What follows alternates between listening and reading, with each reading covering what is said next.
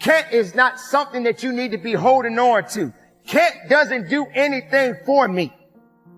And it shouldn't do anything for you. What it is that you are seeking in your life and what it is that you are going for in your life cannot be attached to it. It takes more. It takes much more than the word can't. It is a word that should never exist in your life. Whatever mistakes that you are making, whatever failures that you have faced, embrace it and carry on. Because the word can't, it ain't going to care nothing about you anyway. It doesn't love you. It doesn't care about you. And when you have the word can't in your mind, excuses will follow. So how do you carry on? What is it that you need to do? And how far are you willing to take it? Now let's talk about try. Trying seems to be the new thing. Well, I wouldn't even say that it's the new thing. It seems like it's the everyday thing for so many people. Well, I tried. I couldn't put down that chocolate piece of cake. I couldn't put that piece of cake down. I tried. I couldn't get up in the morning. I'm not a morning person. I tried to get up, but I couldn't get up. I tried. I tried to be nice, but I couldn't be nice. I tried. Everything you did is try, but you didn't even give yourself the satisfaction in doing. Why not just do it? Why are you trying everything? That's supposed to make you feel better because you tried. You really think that people want to hear your excuse? You really think that that's what it is that's going to help you to be better because you tried? Stop trying and start doing. Do it regardless of the circumstances, regardless of the rejections, regardless how people look at you. In fact, stop letting people dictate you. Stop looking at people as though they're going to rescue you because everything you're doing, all you're attaching to it is the word try. And you're looking for somebody to say, hey, that's okay. At least you tried. No, stop trying. You don't get a pass. You don't get a pass from trying. What, you afraid you're going to mess up?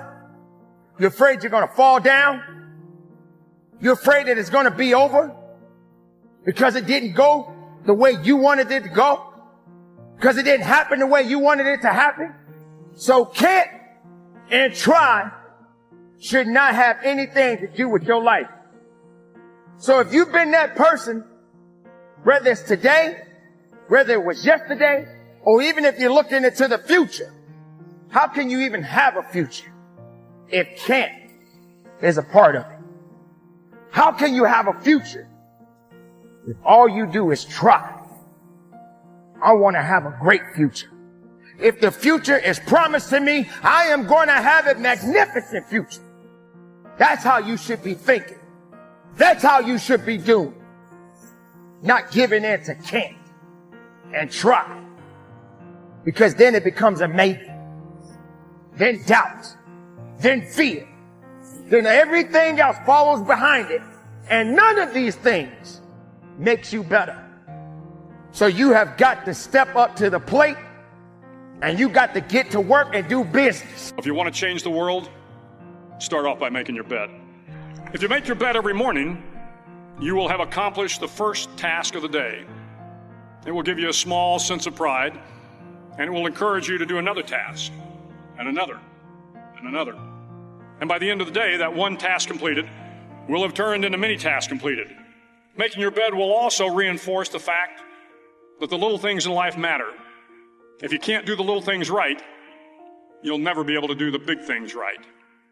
And if by chance you have a miserable day, you will come home to a bed that is made, that you made. And a made bed gives you encouragement that tomorrow will be better. To pass SEAL training, there are a series of long swims that must be completed. One is the night swim. Before the swim, the instructors joyfully brief the students on all the species of sharks that inhabit the waters off San Clemente. They assure you, however, that no student has ever been eaten by a shark, at least not that they can remember. But you are also taught that if a shark begins to circle your position, stand your ground. Do not swim away. Do not act afraid.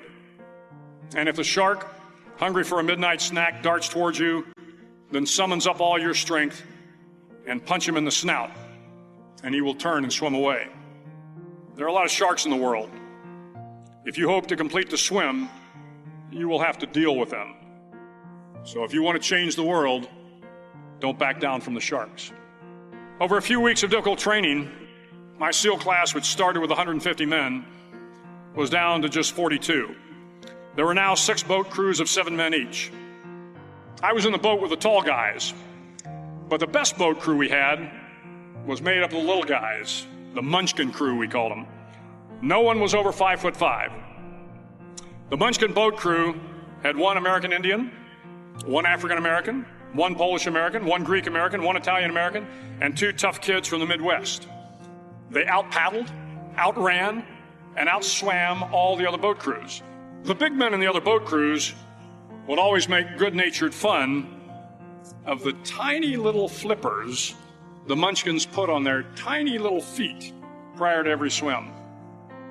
But somehow these little guys from every corner of the nation and the world always had the last laugh, swimming faster than everyone and reaching the shore long before the rest of us. SEAL training was a great equalizer. Nothing mattered but your will to succeed, not your color, not your ethnic background, not your education, not your social status. If you want to change the world, measure a person by the size of their heart, not by the size of their flippers. The 9th week of training is referred to as Hell Week. It is 6 days of no sleep, constant physical and mental harassment, and 1 special day at the Mud Flats. The Mud Flats are an area between San Diego and Tijuana where the water runs off and creates the Tijuana Sloughs, a swampy patch of terrain where the mud will engulf you. It is on Wednesday of Hell Week that you paddle down to the Mud Flats and spend the next 15 hours trying to survive the freezing cold, the howling wind, and the incessant pressure to quit from the instructors. As the sun began to set that Wednesday evening, my training class, having committed some egregious infraction to the rules, was ordered into the mud. The mud consumed each man till there was nothing visible but our heads. The instructors told us we could leave the mud if only 5 men would quit.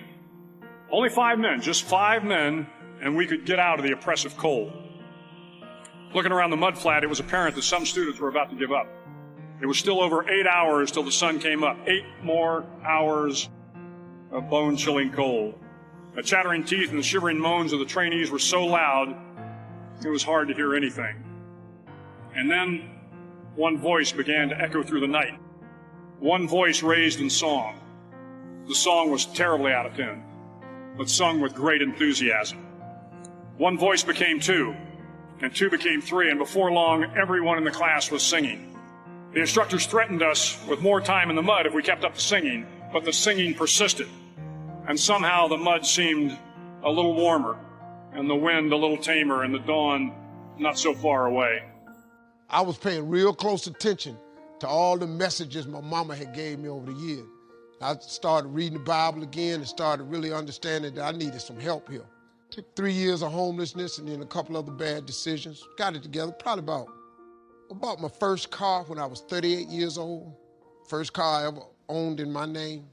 Bought a car when I was 38. Messed around, got a phone call from the Apollo. Got on TV at 38. Been on TV ever since. And yeah, see, you're gonna make me cry, boy. I don't feel like that. That was one of the great things about it. She was able to see me, you know, because I wanted her to see me, you know, because she had prayed for me so hard. I just wanted her to see her boy turn himself into something. I gave him money, bought him houses, cars. I bought my mama a house, took her to Texas. She didn't even want the house. How I'm gonna go to church down here? She didn't want the house because it was 700 miles from her church. And then my daddy didn't want the house because they don't play numbers in Texas. And I bought the house in the dry county and they ain't got no liquor store. So now my father trying to figure out how I'm supposed to live. I can't play numbers and I can't buy liquor. So I had to sell the house, get my money back, fly him back to Cleveland. So all he said, I said, well, Daddy, what you want me to buy you? A new car? And my daddy always wanted a Cadillac, so I bought my daddy a Cadillac, remodeled my mama's whole house. It was embarrassing.